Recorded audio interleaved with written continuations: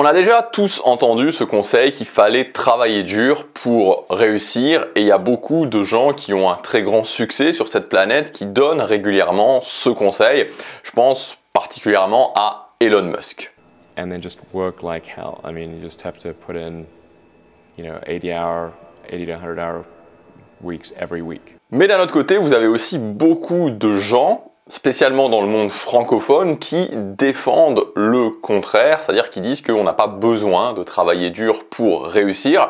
Donc dans cette vidéo, je vous propose de voir les différents arguments et d'essayer de comprendre finalement est-ce que le travail paye ou pas autant qu'on pourrait le penser. Alors le premier argument, c'est l'argument mathématique. On va prendre un exemple qui est aussi assez connu, c'est Kobe Bryant qui est maintenant décédé. Donc pour ceux qui éventuellement connaissent pas, c'était un joueur de basket qui a eu un grand succès en NBA. Et Kobe Bryant, quand il avait une dizaine d'années, c'était un joueur de basket qui était finalement assez moyen. Et en fait, ce dont il s'était aperçu, il avait fait un calcul mathématique et il s'était aperçu que finalement, les jeunes de son âge qui jouaient intensivement, on va dire, au basket, il pratiquait environ 3 heures par semaine. Et donc, il était parti du principe que si lui s'entraînait 15 heures par semaine, il allait donc mathématiquement progresser 5 fois plus vite que la plupart des jeunes de son âge. C'est-à-dire qu'il allait faire en 1 an ce que les autres font en 5 ans, il allait faire en 10 ans ce que les autres font en 50 ans. Et ce qu'il faut dire, c'est que ça a plutôt bien marché dans sa carrière. Autre exemple, assez connu aussi, on en a déjà parlé au début de la vidéo, c'est Elon Musk. Elon Musk, si vous regardez des vidéos de lui sur internet, et il y en a beaucoup, où on lui demande systématiquement c'est quoi le meilleur conseil qu'il puisse donner pour réussir, et notamment pour réussir en tant qu'entrepreneur, très rapidement, il va y avoir cette notion de travail qui va arriver. Et ce qu'il répète régulièrement, c'est que lui, il travaille 100 heures par semaine et qu'en fait, de cette façon-là, il peut surclasser les entrepreneurs et même les entrepreneurs qui travaillent beaucoup puisque, voilà, globalement, un entrepreneur qui va travailler beaucoup, il va, le haut du panier dans les entrepreneurs qui travaillent beaucoup, il va travailler environ 60 heures par semaine.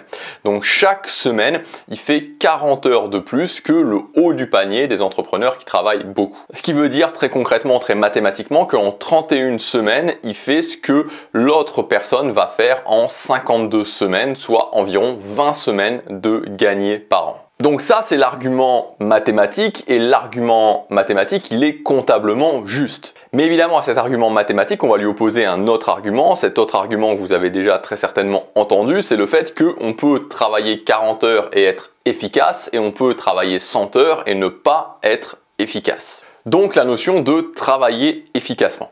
Alors évidemment la notion de travailler efficacement c'est une notion qui est beaucoup plus vague que la notion des heures de travail, mais de mon point de vue on pourrait rapprocher cette notion de travail efficace de ce qu'on appelle la pratique délibérée. Donc la pratique délibérée qui est un concept qui a été mis en place par Anders Ericsson, vous pouvez trouver plus d'informations dans son livre Peak.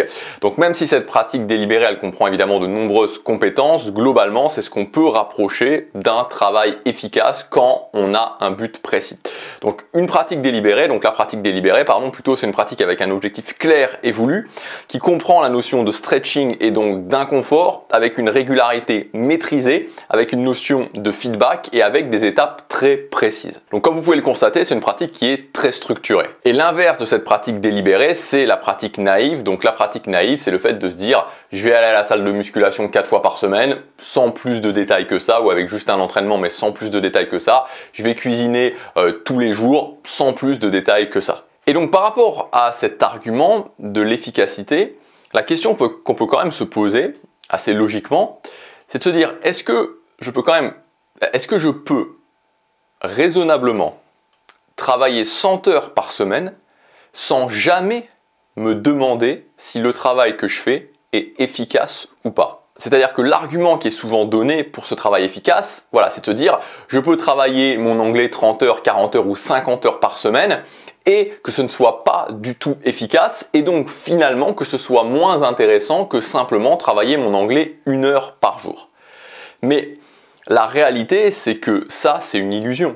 Cet argument-là, il est donné par des gens qui ne travaillent pas leur anglais 30 heures, 40 heures ou 50 heures par semaine parce que N'importe qui a déjà, si on prend l'exemple de l'anglais, qui a déjà travaillé son anglais 2 heures, 3 heures, 4 heures ou 5 heures par jour, n'importe quelle personne qui a déjà fait ça, c'est forcément poser la question de l'efficacité. Que tu travailles ton anglais, ton skateboard, ton violon ou n'importe quelle autre compétence 50 heures par semaine, tu te demandes forcément en tant qu'être humain si ce que tu fais est la chose la plus optimale à faire. Donc c'est pour ça que pour moi, cet argument de l'efficacité est un argument qui, dans l'idée, peut être recevable, mais dans les faits, n'est pas donné par les personnes qui le font réellement, puisque n'importe qui travaille une compétence intensivement, voire très intensivement, se pose forcément la question de l'efficacité. Et donc voilà, personne ne travaille très intensivement sans jamais se demander si ce qu'il fait est efficace ou pas. Donc on pourrait dire qu'il y a une certaine élasticité de cette efficacité, c'est-à-dire que voilà, ça peut être recevable de se dire quelqu'un qui travaille 10 heures par semaine peut travailler plus efficacement que quelqu'un qui travaille peut-être 15 heures, voire 20 heures par semaine. Et c'est déjà la limite, puisqu'après l'élastique casse tout simplement. Quelqu'un qui travaille 10 heures par semaine n'abattra jamais autant de travail que quelqu'un qui en travaille 30 ou qui en travaille 40.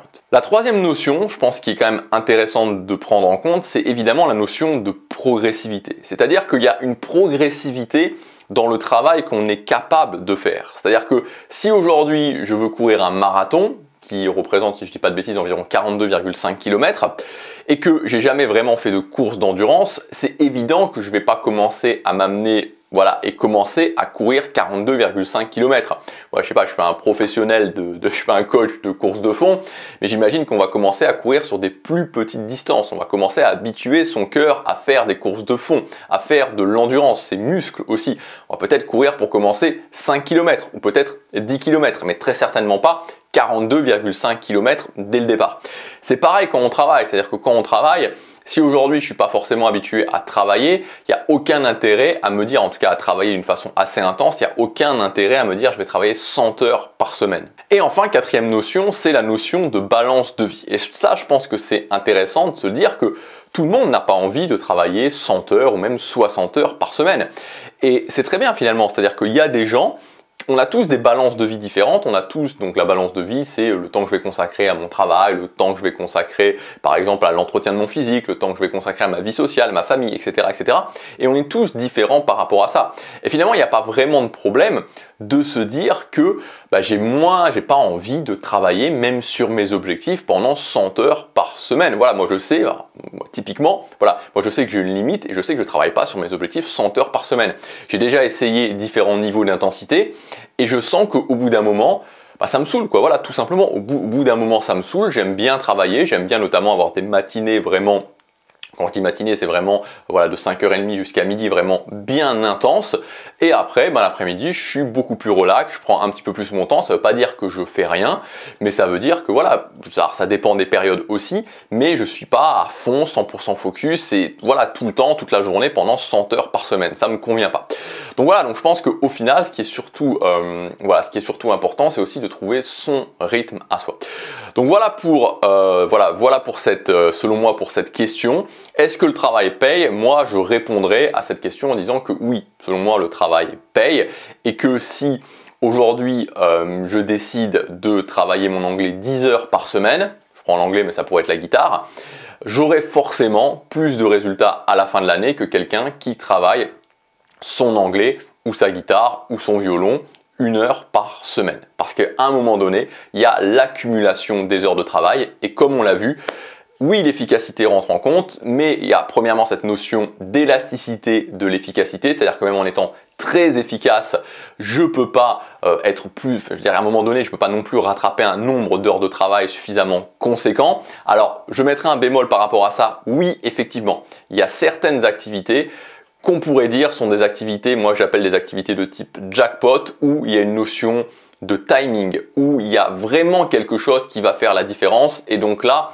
on rentre dans il y a certains types d'activités où oui, effectivement, il y a des choses qui font que la bonne action au bon moment peut vraiment apporter des résultats très importants. Mais ce qu'il faut se rendre compte, c'est que déjà, c'est très difficilement anticipable, c'est très compliqué de l'anticiper et surtout aussi, toutes les activités ne sont pas sensibles à ça. En réalité, la plupart des activités ne sont pas sensibles à ce type de récompense, jackpot. Quand vous voulez apprendre une langue étrangère, quand vous voulez apprendre la guitare, quand vous voulez vous muscler, ce n'est pas sensible à ce genre de choses. Donc la plupart des activités desquelles on va parler ne sont pas sensibles à ce genre de choses. Donc voilà, je vais m'arrêter là. N'hésitez pas à me donner votre avis dans les commentaires. Voilà, dites-moi ce que vous en pensez. Dites-moi surtout vous quels résultats vous avez pu avoir. Concrètement, qu'est-ce que vous avez pu constater par rapport à des choses que vous avez pu faire. Et puis si vous voulez aller plus loin, vous pouvez accéder gratuitement à ma formation 10 stratégies à mettre en place dans sa vie pour augmenter ses résultats. Donc 10 stratégies très concrètes qui prennent pas énormément de temps, que vous pouvez commencer à mettre en place dès maintenant dans votre vie pour transformer plus rapidement vos domaines de vie. C'est le premier lien dans la description. Je vous laisse regarder ça et je vous dis à demain pour la prochaine vidéo. Passez à l'action, chaque jour compte.